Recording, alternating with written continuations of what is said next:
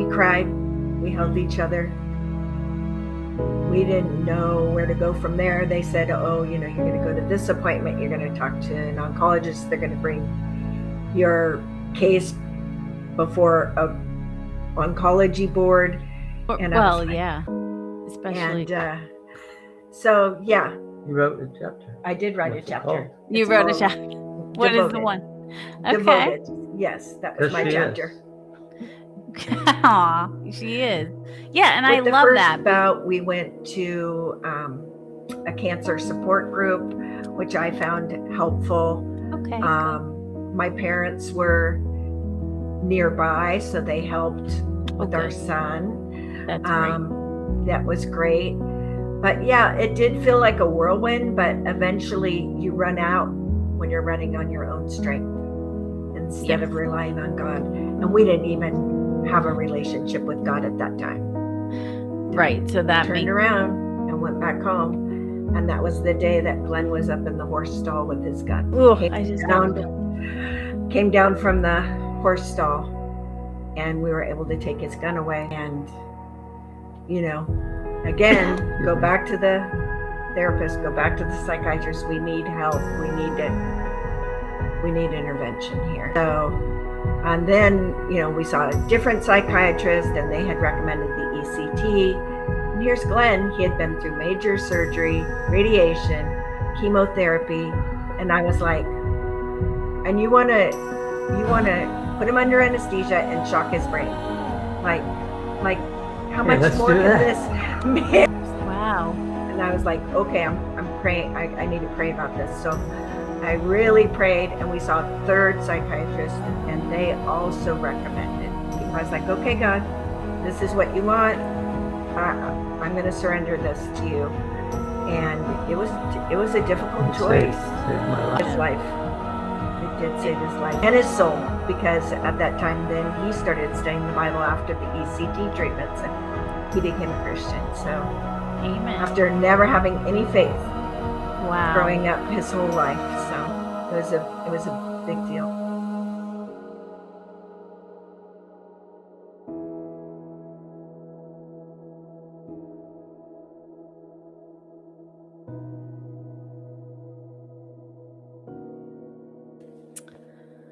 Hi everybody, this is Denise Pimentel with another episode of Unshaken Voices. Today I have a very special episode for you. We have the authors of Overcome, Glen Kirkpatrick Jr. and Debbie Kirkpatrick are going to tell us a little bit about why they wrote this story and what they're doing to try to help people through their story, which I think is an amazing thing. So I'm going to bring them on in a second. Let me just get them.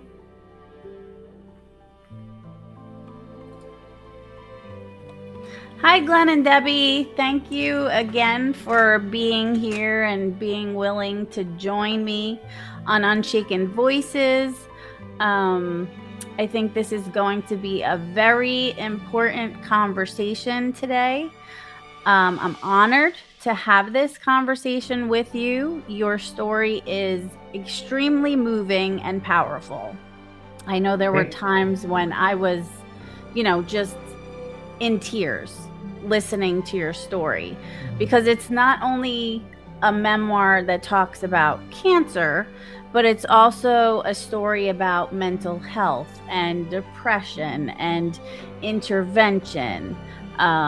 We talk about faith, which is something that is very important to me and my mission, and your marriage, how to sustain through everything.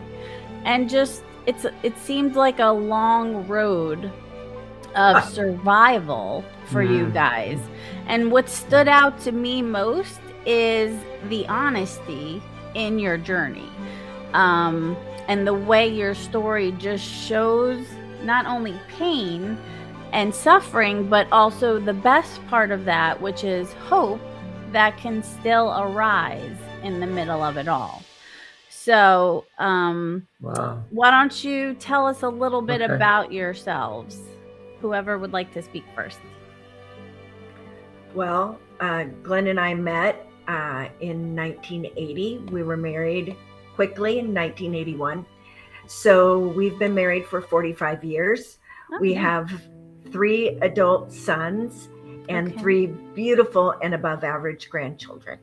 Great.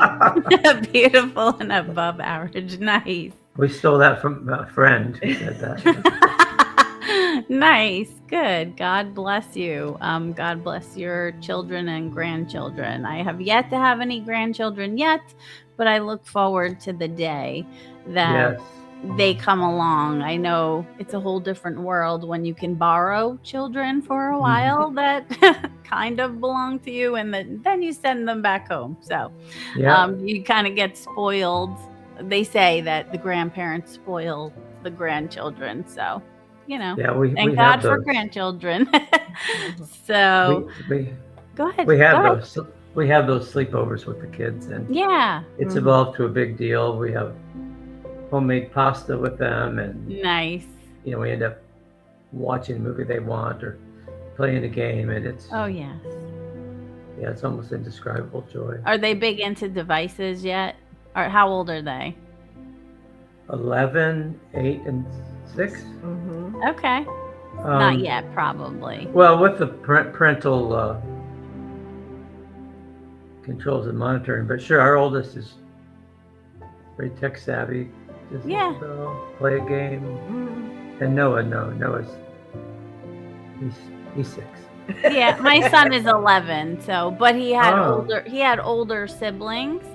So like my other son he's a junior in college. So and then my stepdaughter is a junior in college as well, and my stepson is 23. He's going to be 23. So the youngest, the 11-year-old, grew up around kids who were already in devices and things. So it was kind of like, how do I really fast get to be as good as them? There you go. Yes. There you go. But okay, so let's see. Let's start with some of our questions. Okay. So the first thing I wanted to talk about is for listeners who are here, hearing about Overcome probably for the first time, maybe some who know you, who you let them know about this happening. What is the heart in your book, Overcome? It's God and His powerful working through us and others to help us overcome. It becomes a theme that, or a spirit that we have when someone else wants to share with us what they're going through. Right. Yeah, and that is beautiful. And I love that you, through everything, were able to keep God at the center of everything. Because I know so many people, when they're faced with trauma, tend to go the opposite direction, right? And I get it. I mean, it's hard to keep your faith grounded in these challenges. But through the book, you can see that you really almost leaned in. And that's really what I had to do as well. So I'm glad we relate that way. In fact, I say lean in a lot, and Debbie will say, "Oh, lean in." Yes, you seemed like a huge support with everything, and I think that's Debbie, that's as a wife. My husband hasn't had any big things, praise God, and maybe he will someday. But he really took on the caretaker role really well. But I think women sometimes are just extra great at it. They have that tender, caring, good part that they're good at it. But again, my husband, amazing at it. So guys can do it too. Yeah. Debbie's So wonderful at that. Yeah. he is. Go ahead. So question number 2. So when you look back at your whole story, so what feels like the central thread there? Was it illness? Was it faith? Survival? Were you fighting for identity? Like or was it just a mixture of everything? What are your thoughts? I think it was a mixture of everything. It was where we found God, really. I mean, Okay. I grew up with a little faith. I knew of God, but didn't really know God. Okay. And really so, so for me, it's where I met God, because I was in a desperate situation and didn't have any place else to go. Right. And your faith was strong. Did you grow up with the faith strong as a child? Or For me or for Debbie? me? No, for you. Not Debbie. Debbie just said you didn't really have. No, didn't go to church, never Okay. read the Bible. Family had some Jewish background that I would later learn. Oh. No, So when did you find your faith? Oh, it's after much trouble and looking back, living independently and self-reliant. Right. And I guess I heard the term, you run. I ran out of myself. There's nothing I could do. And it was after, it was during the second bout of Hodgkin's lymphoma and depression. Right. And there's much there, but if I could just quickly say, there's some folks that Debbie first met at a church who befriended me and provided one guy named Paul with, every week I'd drive to his house. Right. That's amazing in itself that I would leave the house and go over there. And he'd read through the book of John. Wow. So I can't say all the ways God was working, but it worked. That's definitely sounds like one. I mean, he really, I believe, puts people in your path when he feels you need God. You let me help guide him or her, and thankfully he finds a way, which is it's amazing. He always finds a way. So what made you decide that you wanted to tell this story publicly to the world? It's a great question. Really, it started out of perhaps an earnest need I didn't understand, but I had a motivation to write, to take time most every day and write. And I was slow at it, but I kept writing. Yeah. It began to take shape, or I began to have faith that it could be chapters of a book. Yeah.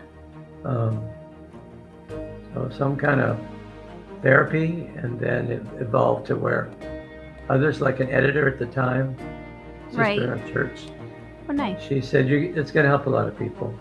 And I didn't see that yet. Right. But she was, had a connection with the writing because she was editing it. Yeah. Did you help him, Debbie, with that? The writing was mostly him. I was the reluctant writer. Okay. He really wanted me to be involved, and he's like, please just write at least a chapter. And then, of course, I would read through the story and I'd say, this is the way I remember it. Or, I'd give him input into the story. Right. Because I lived it alongside him. Which I needed. I didn't remember everything. Well, yeah. Especially. And so, yeah. You wrote a chapter. I did write a chapter. You wrote a chapter. What is the one? Okay. Devoted. Yes, that was my chapter. Aw, she is. Yeah, and I love that because the most powerful stories, I think, are the ones that are born.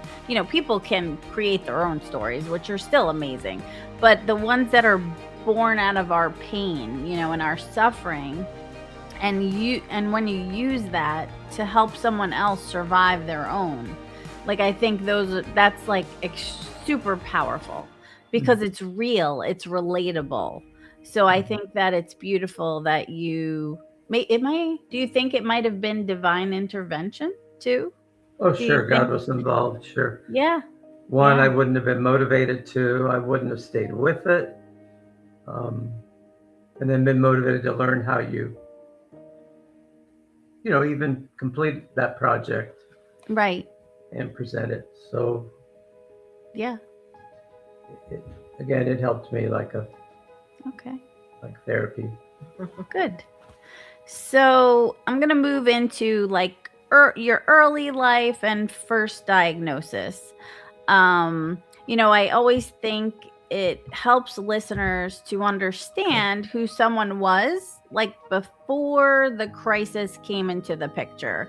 And it shows how dramatically your life can kind of go flip upside down and change. So before cancer entered the picture, who were you and what kind of life were you two building together? I'll touch on it. We lived in Los Angeles County. Okay.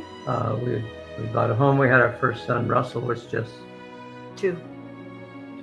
I was working at the police department. That was my career then. Yeah. Debbie in Animal health care. Yeah. Nice. And I guess you'd say we were sailing along. Okay. It wasn't a problem that we knew especially was going to come. In 1987, I discovered a lump in my neck. Mm-hmm. Concerning, but maybe I should pause there. But we were building an unremarkable life without knowing the future would come. We had some dreams. We wanted maybe a home with larger property, not so much in the neighborhood. Right. But things were going well. Okay. Yeah. Okay. So what do you remember most vividly about this shock? Because I'm sure it's like immediate, it's like a shock, like, whoa, I have Hodgkin's lymphoma diagnosis. Now what? So how did that sit? Like, were you together when Go ahead. Go ahead. Yeah, we got a phone call. Glen had surgery, biopsy on Friday. We got a phone call on Monday morning that indeed he does have cancer. When we had been told, I had been told after surgery, I think it's just a reactive lymph node. He probably has like cat scratch fever or something, kind of to put our mind at ease. Right. And then to have that diagnosis was a real shock. We cried. We held each other. We didn't know where to go from there. They said, you're going to go to this appointment. You're going to talk to an oncologist. They're going to bring your case before a oncology board. And I was like, I have never waded into these waters before. Right. Kind of all new. Can I say? Mm-hmm. I guess looking back, kind of a whirlwind because of what we learned. We're learning, and it just kept evolving. So It was enough fear and maybe some anger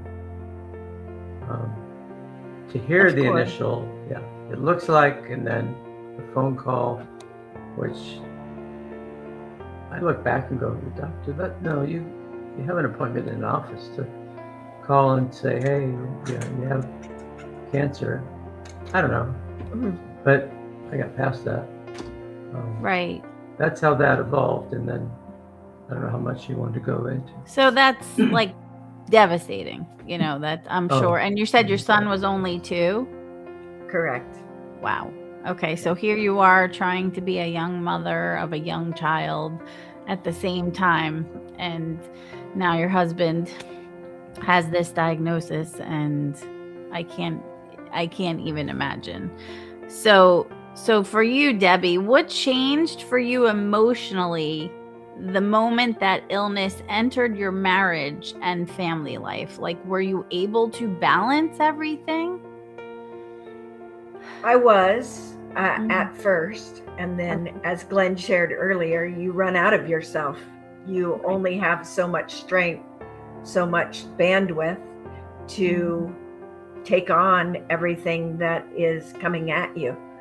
But with the first bout, we went to a cancer support group, which I found helpful. Okay. My parents were nearby, so they helped with our son. That's great. That was great. But yeah, it did feel like a whirlwind, but eventually you run out when you're running on your own strength instead of relying on God.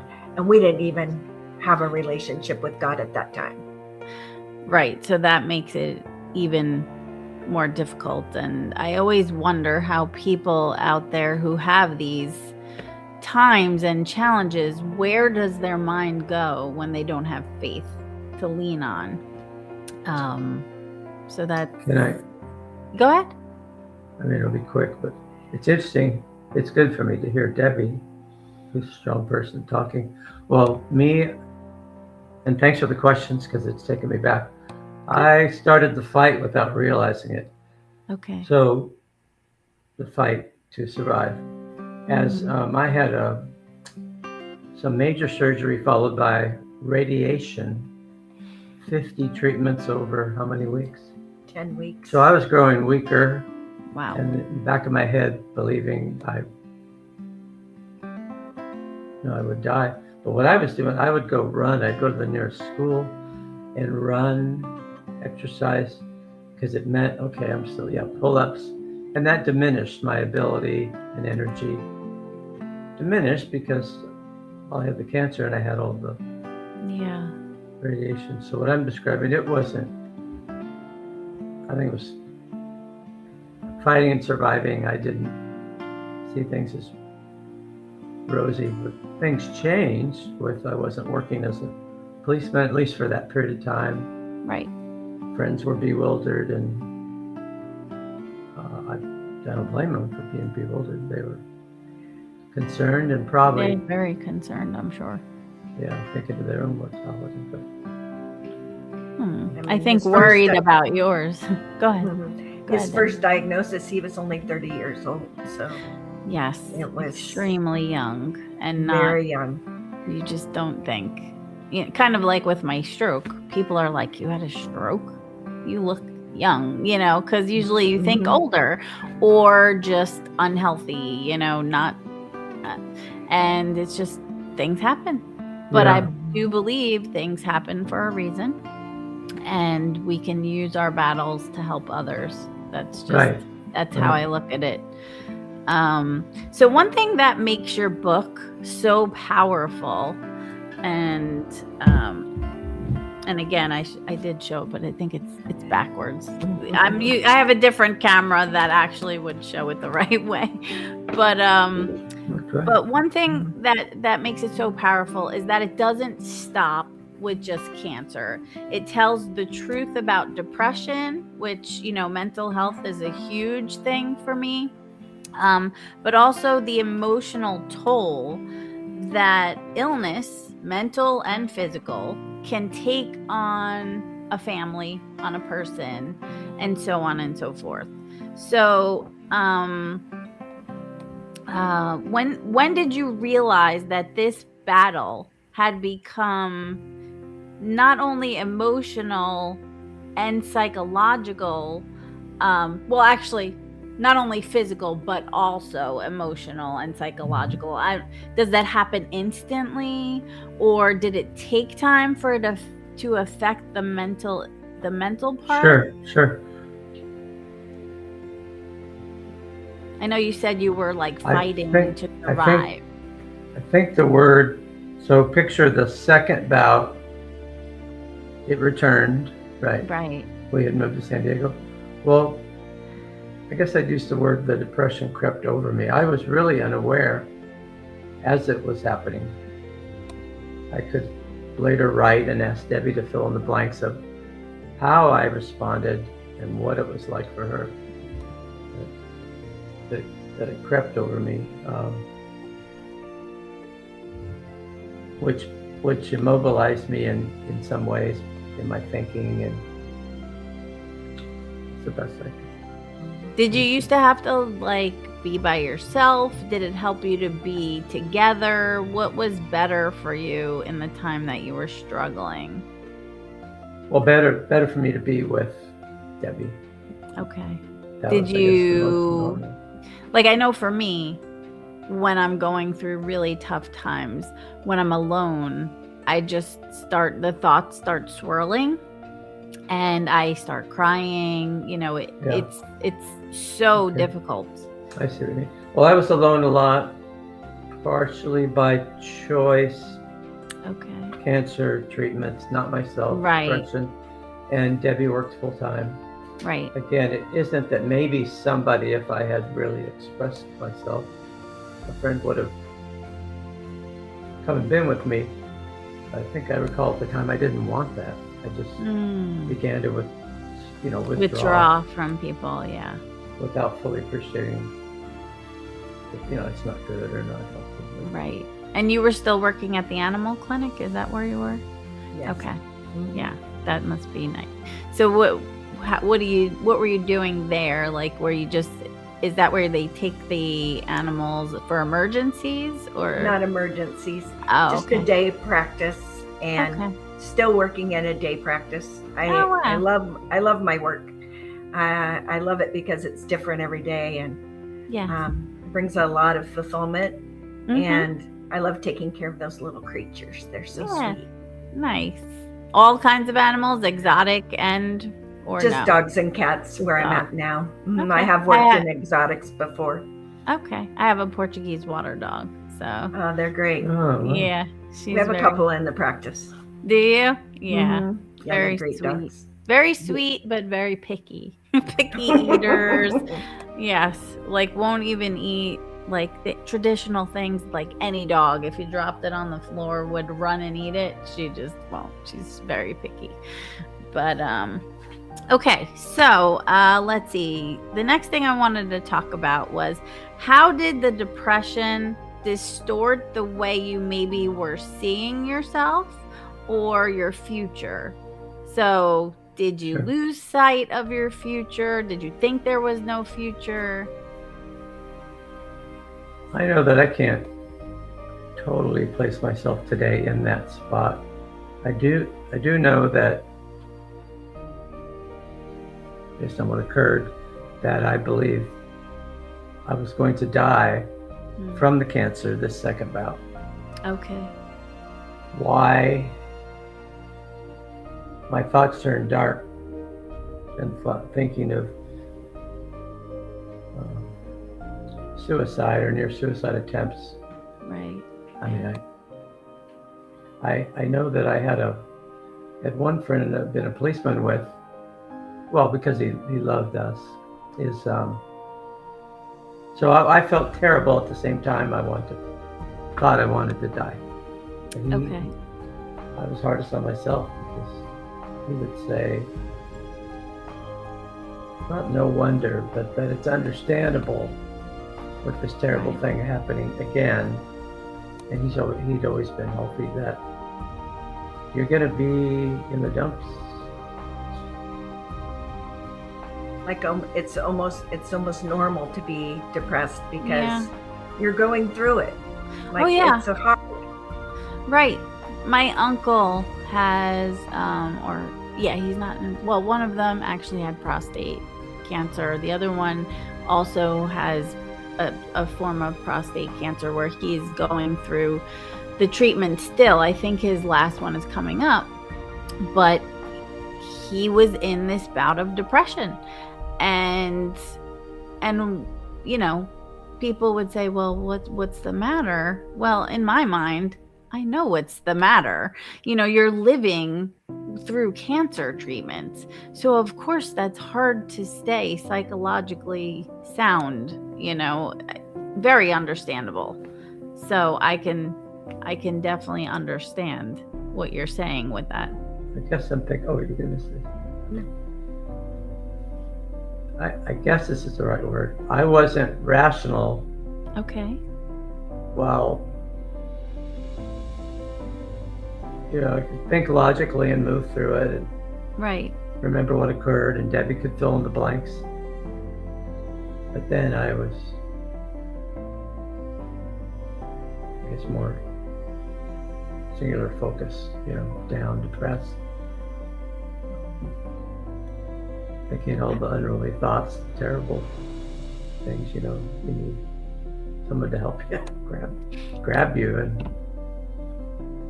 Debbie was at my side all the time. Yeah, and how was your mental health, Debbie? My mental health was good. I didn't really understand why he was so depressed, and we sought out counseling, we sought out therapy. He saw a psychiatrist. They started on medication. He was on medication, another medication. Nothing seemed to be helping.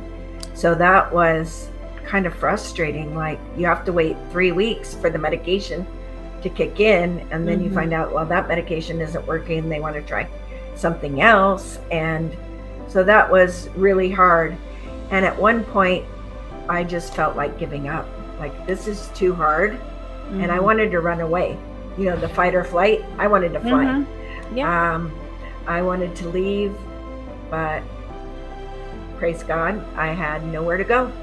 So that's when I started seeking out a relationship with God, because I had nowhere else to go, and I was at the end. You just gave me chills.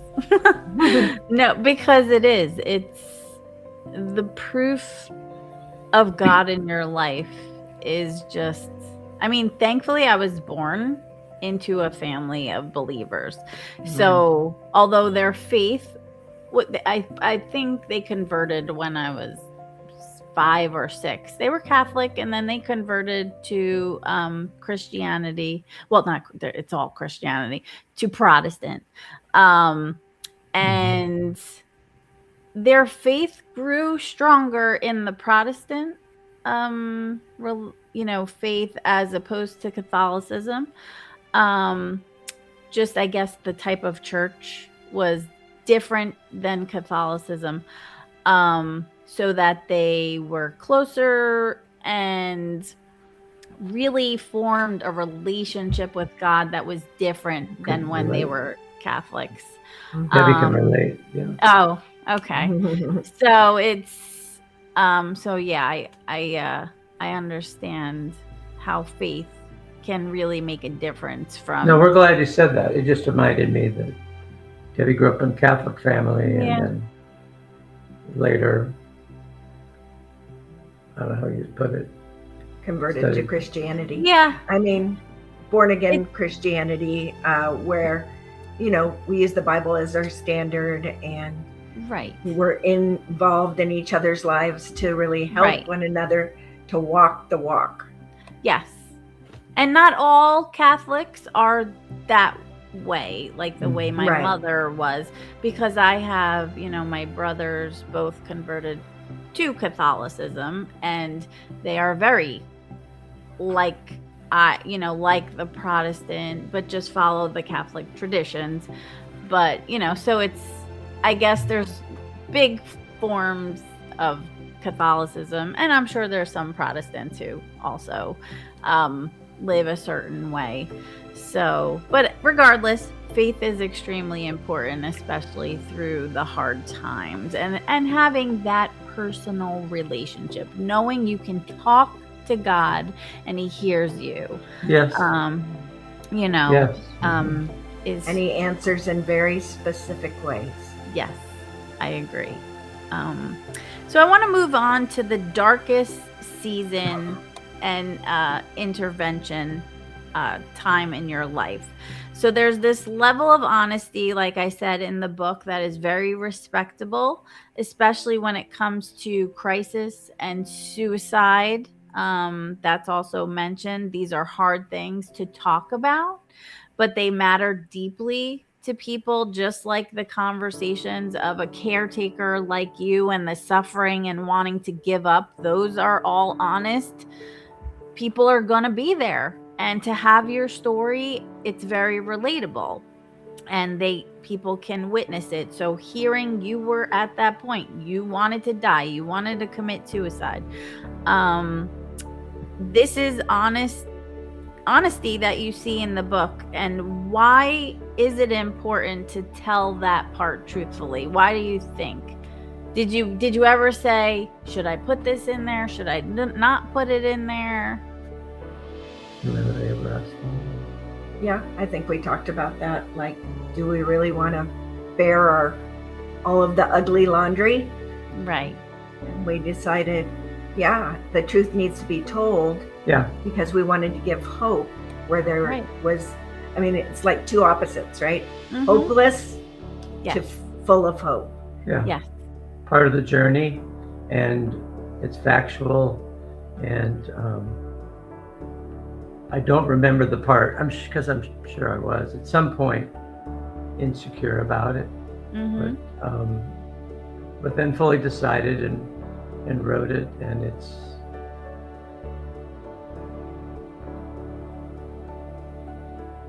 I find it more beautiful now because the overall story was the trouble, rescued, and then a whole new chapters of life.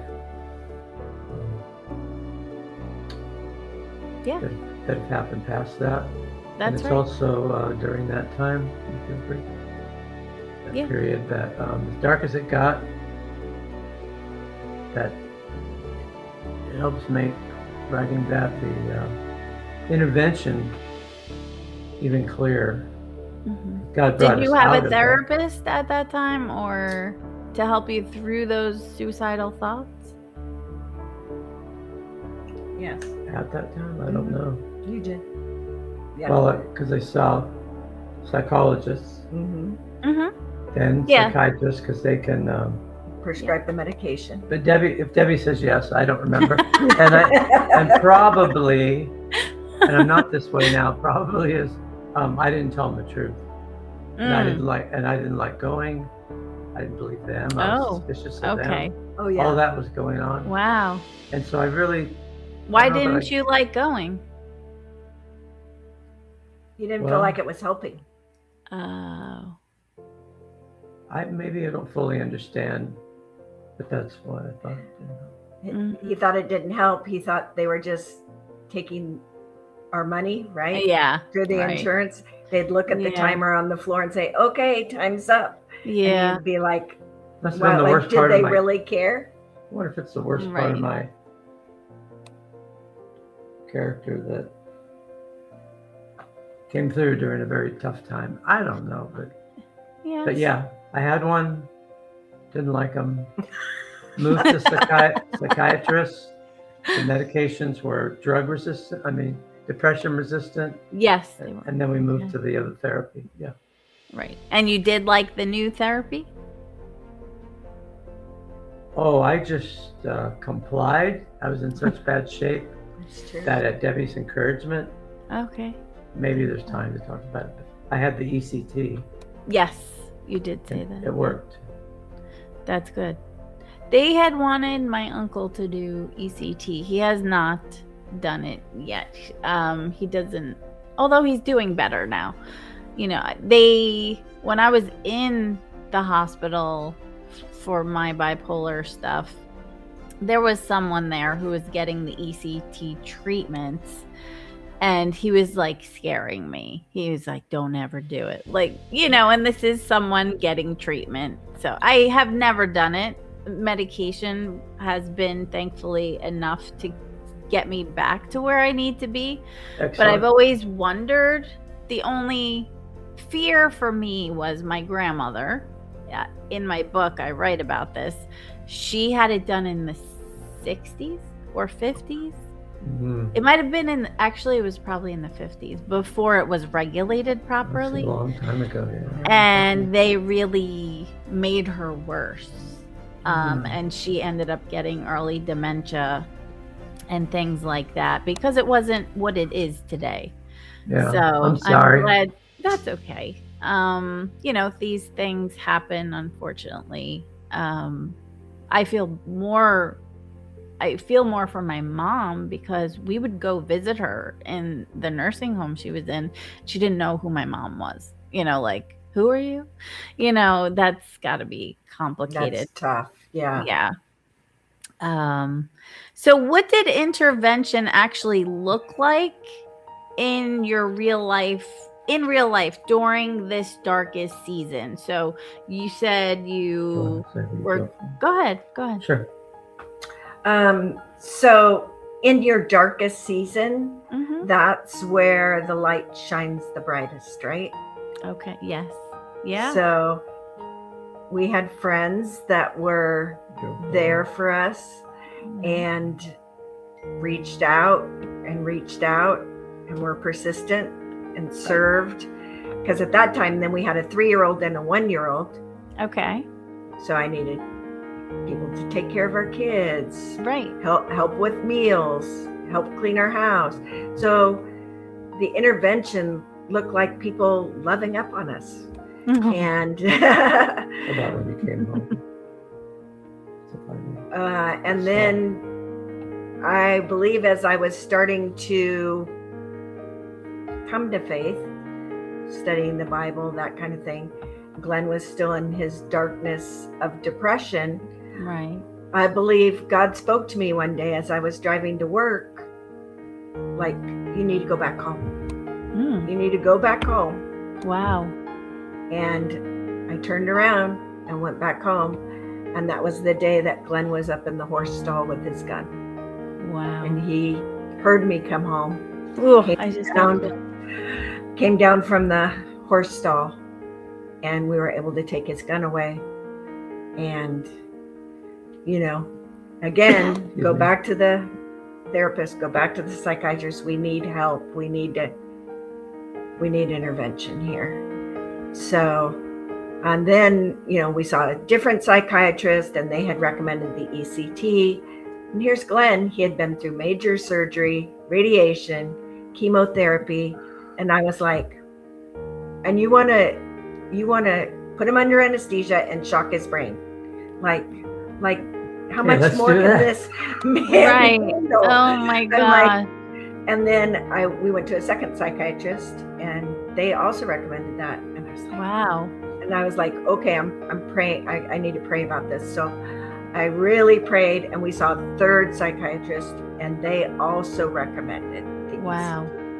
So I was like, okay, God, this is what you want.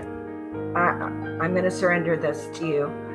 And it was a difficult choice. Saved my life. Oh, I can imagine. Save his life. It did save his life. That's amazing. And his soul, because at that time, then he started studying the Bible after the ECT treatments, and he became a Christian. So, amen. After never having any faith, wow, growing up his whole life, so it was a big deal. Wow. So that amazing. Really did work well for you. That's amazing. That's good. You're the first person I know who's had it. So, besides my grandmother. But okay, I mean, friend. Had it when it's actually regulated and Yeah. Now I don't know anybody myself. I mean, I haven't checked wow. Facebook for ECT support group, but I could. Did you find one? No, but I'll look. I'm sure there must be one out there somewhere. I'm glad we're all laughing about that. Yeah. How many years ago was this? It was 89, 90. It was in so it was 1990. okay. 36. Okay. Years ago. Good. Sorry. Nice. I'm very happy that worked. And so I know for future, in case meds don't start, if they stop working for me, I don't have to be so afraid of it because, besides my grandmother, it definitely worked for you. So that's good. Right. Yep. I gradually got my husband back, and I was so happy. I'm sure. So happy. Because he wasn't the same person in his depressive state. Oh, I know. It's difficult. See, for me, even though the bipolar has mania and depression, I very rarely experience the depressive. Unfortunately, I go the manic, which is scary, but both are scary in a different way. But there was once when I hit the depressive side because I was so manic. You come down so fiercely and quickly that it puts you in a depressive state. And I almost, I was going to commit suicide too. So it's, I've been there. So, Thanks for sharing. Yeah. You didn't have to, you know. No, it's in the book.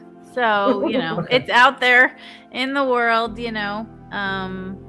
Yeah. But, you know, we unfortunately hit that place. And I was always a believer, but there are times I was married to my ex-husband who was not a believer. So it's hard to keep your faith. You know, they say put God first, and we do that now in my marriage now. But with him, it was hard because he wasn't a believer. So it's easier for Satan to come in and try to mess with you. So what would you guys say to families who are trying to help someone that they love through either a mental health crisis, or they're just so afraid they're going to get it wrong? What kind of advice would you give them? I would say be persistent. Don't give up. There's hope with medication, with therapies, with treatment. You can come out the other side of depression. Yeah. It is possible. We have Can I examples add? right there. Yes, go Can I ahead. add something? Sure, certainly. Because I remember now that I lied or wasn't forthcoming because it was a dark place. My thought is, you know, love, compassion, get the person the help, you know, be there for them. But don't believe everything they say. They say they're okay. They might be thinking of killing themselves. So I don't have all the tools on how you work around that, but at least because That kind of goes along with not giving up. Like, dig more into someone who's just saying I'm fine, you know. But go ahead. What else did you want to say? Anything else? that's a key one. It brings back memories. I know Debbie was engaged always, but she wasn't responsible for any lies or my shortcoming. So, but yeah, everything Debbie said. And Okay. So how did you hold together faith and medical care without treating them as opposites? Because sometimes people, and this has even happened in my life, where with treatment, some people are like, well, you know, maybe your faith is just not strong enough. I don't know if you've ever had to deal with this. You know, pray more.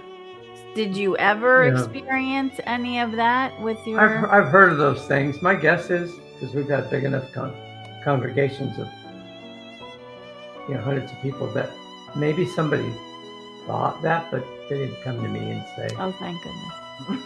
Thank goodness, because I can't imagine people saying that to someone. But it happens. Now we can. Yeah, I know what you mean. I maybe because I didn't have a background at all in faith, and then I learned maybe when I learned. Right. I never thought that way. I never thought, because I didn't know to. I'm glad I didn't know to go. Well, I just got to pray more. I would judge someone if they had that thought themselves. So, hey, I got to pray more.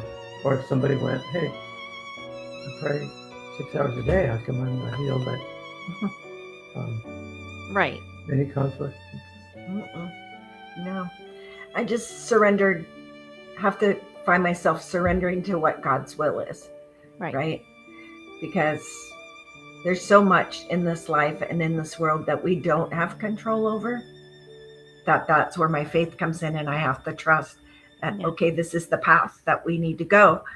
As with the ECT treatment, like, I didn't really want it him to go through that. He didn't want to go through it, but prayed about it, and the path was clear.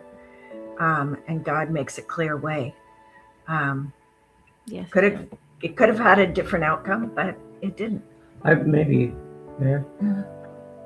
Go ahead. Thanks, because of your question, it brings up what I wasn't thinking.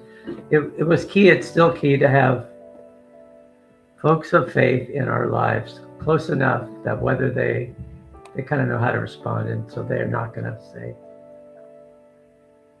Right. you know, yeah, or someone else. Yeah. Maybe they even think it's out of love. Might go, hey, are you praying all day? Have you read Leviticus lately? Or I'm joking around now, but so the people make a difference, right? Yeah. Yes. Yeah. And so you're saying, so I think, because one of my questions here was, there a moment when hope began to feel real again? That would be after the ECT, right? When you said, when your faith. A switch. I'll just say blob anyway. A dark, depressed blob in the hospital where you have the treatments. Yeah. As I began to feel better, I was organizing games and calling friends and Debbie, and it was. Now it didn't all happen then, but when I first was aware, it took some time after I got out, but the depression lifted. Right. And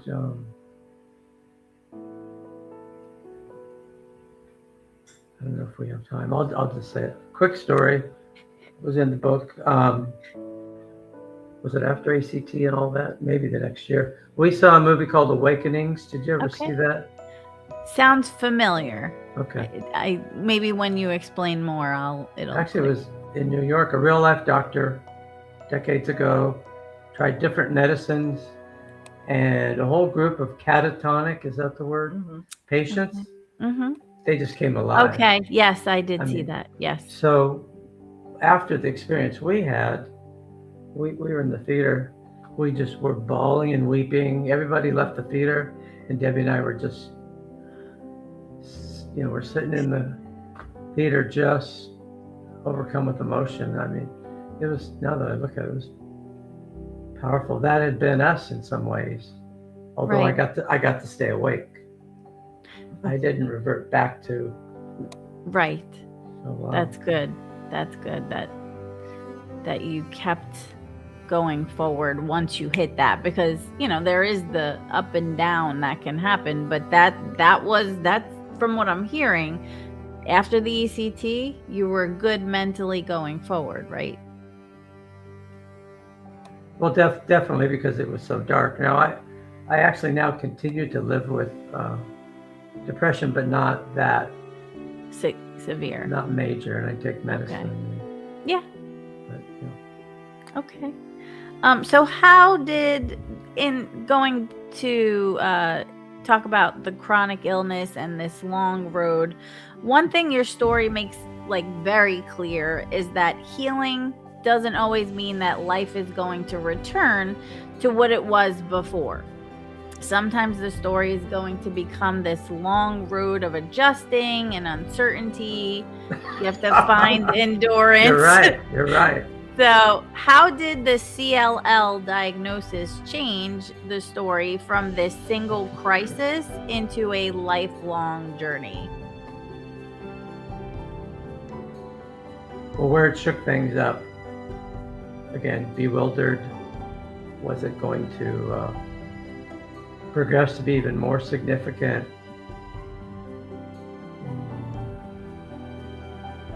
I had to retire from my career, so financial distress, many concerns came into our lives and minds that really weren't there before. Right. Yeah. So that's, what'd you say? That's rough. Did you get to collect disability or anything to help? I did. Okay, that's good. Very. Still on disability. Yeah. Okay. Because that's how it works with the Yeah, you need to. Your whole life, yeah. You ever thought? No. No, okay. Okay. So that that really shows the difference between like surviving one crisis and then learning how to live with the uncertainty of another. But so like, what was the hardest thing about living in okay, let's watch what's happening and wait kind of reality, to waiting to see what's happening, the uncertainty, never really fully knowing what's going to leave? Is it going to leave forever? Is it going to come back? Do you still have those feelings, those worries, those concerns? Good question. I guess the way I put it is that a fumbling through, what do we have enough earnings? If not, what do we do now? Do we have to sell the home?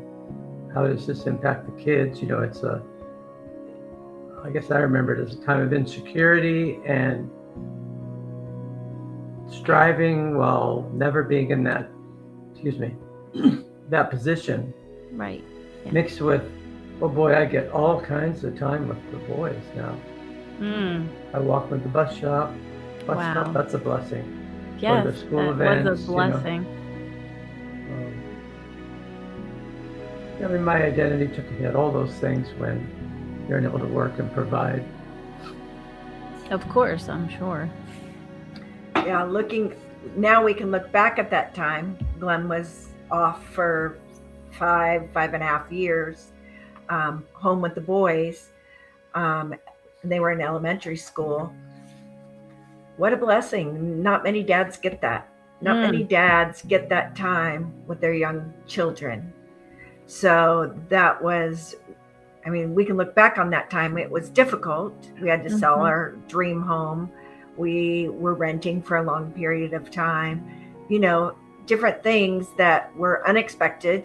But then we can look back on that time and say that was really a blessing because he got that time with his boys. Yeah, that is a blessing in disguise. And sometimes my dad got very sick. He has Wegener's granulomatosis, and I had my son. My son was my first son. He was little. And my dad got very sick and could not work.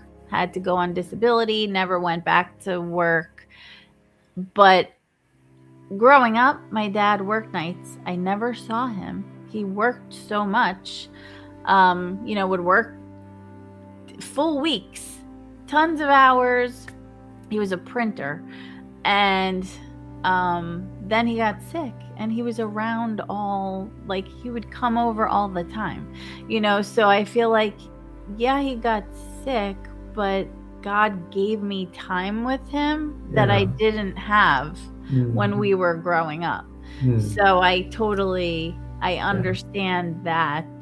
And he's in remission of it now. So wonderful. Yeah.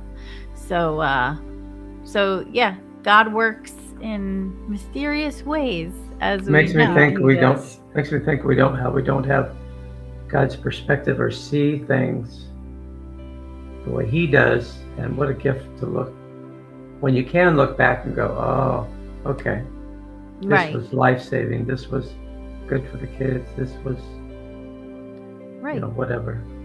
Yes. So because I want to try to get through some other things. Yes. We don't have much time. So I wanted to jump to family, redemption, and purpose. So even though your story is talking, a lot about the grief and the hardship, there's also these moments of redemption and joy and having new purpose, and the adoption of Terrence, and later the joy of having grandchildren, bringing such beauty into the story. What did those gifts mean in the middle of so much hardship? And if you want to elaborate a little bit on that. Thank you. Well, once Glen was healthy and back to work, and God really put it on my heart to want to adopt a child. And so we started the process through the county of San Diego, and Glen and I went to classes together and learned about the adoption process, and we just felt like we had more love to give. And so I wasn't thinking that at first, to be honest with you. He wasn't You were a on board little at first. hesitant. I was good with our family of four, but So, yeah, we ended up adopting Terrence, and he was 7 when he came into our heart and our home, and it was a whirlwind. It was literally the hardest thing we ever chose to do. Like, okay, the cancer experience, the depression, all of that, we didn't choose that. This was the hardest thing that we ever chose to do. Wow. Picture your life, and then you put it in the blender and hit the button. Wow. Yeah. Where did that inspiration come from? Through all of that thought. I don't know. I don't know. Yeah. I don't know. That's and amazing. Glenn was the one that would never give up on him, never quit. You know, there were times I was like, I don't know if I can do this. And he's like, we committed to this. We're doing this. This is our son. So we need to do this. So Great. No, that's amazing. And you made room through everything that you went through. Like, God helped you to make room in your life for this delightful boy who is your son. So so at what point did writing, ministry, and reaching out to others become part of your healing? Because that's super powerful. Really, after I'd been in remission with the CLL for many years. So what was the trigger? I don't know. Well, give me a moment while I think. I can recall the time period, and I know. I had retired again from the county with heart issues relative to the treatment I had for cancer prior. So I was feeling lost, although I was retired and had disability, enough income to go around. Another hit, identity, life, everything. So I was reaching out, learning about social media. That's where I would start to post. Social media. And then it grew to writing here and there on a blog, and then it grew to what I mentioned earlier, what became full chapters, and the book. So that was all a healthy release, even if I didn't totally understand it at the time. So why did sonship become this important final theme for your book? Because that's like a profound ending theme. And because when everything else is stripped away, identity in God, it becomes your anchor that still remains. So why did you end that way, the final theme? You just inspired me, and we wrote the book, so thank you. I must have been, so while hurting, while searching, while feeling lost, while reading the Bible and praying every day, and I read a book on Who Am I? Bridges was the author, on identity in Christ. So I learned more, and more got on my heart. I seemed to just, glom onto it, and I needed that identity, that no matter what was going on, not knowing the future, I'm God's son. And that's remained. And I feel like for men especially, that so much of their identity is wrapped up in their career and who they are as a provider for their family. That was a difficult hit for Glenn, to not be a police officer anymore, not be an investigator anymore. That was who he was. So he was searching out, who am I really? And that's when he said, I'm God's son. And he got a tattoo that says sonship, Romans 8. Nice. That's and great. That's great. So now you have the proof right there. That's right. Hey, can you see it? There it is. Yes, there it is. I see it. So, well, Glen and Debbie, I thank you so much for both sharing your heart and your story so openly. Your book is this testimony of endurance and faith and love and just continuing to move forward one day at a time, despite all these seasons of uncertainty. I'm just going to try to, let me see if I could switch the camera so that it should, yay, now it should show it. There we go. There you go. So that everybody has the book in case anybody wants it. Yes. I highly recommend it. I think it will help many people who are going through, difficult times. Good to hear. So especially faith, Thank you. Leaning on their faith. So I appreciate you and coming on Thank you. today. And Thank you for having us. yeah, no problem. And go ahead and get your son to where he needs to be. Yeah. The Thank job you. of To a the parent. Hilton. Yeah, to the Hilton. Oh, nice. Thanks again. We consider you a new friend. Aw. But you'd have to come out here. Someday. I'm a mean, little instead of nervous about New Jersey. traveling because I had the stroke. I haven't traveled outside of New Jersey yet. That's since okay. then. I mean, I'm trying to build my confidence in good. things, so. Well, anyway, we can help, but I would understand that. We're going to buy a copy of your book. Aw, thank you. To I get to know you appreciate that. better. And I Great. quickly want to say, you're welcome. I watched the episode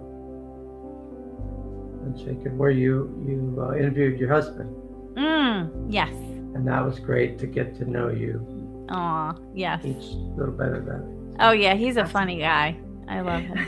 That's good. He keeps us laughing. So Right? Glen keeps me laughing too. It's an important part of your marriage. yes, I humor. could see you have a very good relationship. I could tell. Thank So you. that's a blessing. It was great talking to you. Yes, great talking to you. Take care. Bye. Thank you. Bye. Bye-bye.